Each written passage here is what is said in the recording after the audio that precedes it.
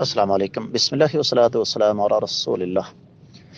سوال آ گیا جی، مکروہ اوقات میں تحیت المسجد پڑھنے کا حکم کیا ہے؟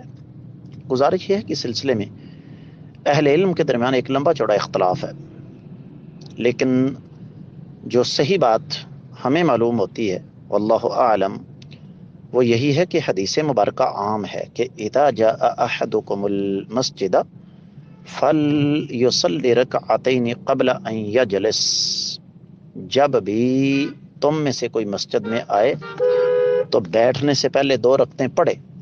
تو یہ جو جب بھی کا لفظ ہے نا، اس سے پتہ چلتا ہے کہ یہ عام ہے، یعنی 24 گھنٹوں میں کسی وقت بھی آپ مسجد میں تشریف لائیں تو بیٹھنے سے پہلے آپ تحیت المسجد ادا فرمائیں۔ امید ہے کہ آپ کو سمجھ آ گئی ہوگی، واللہ تعالی اعلم۔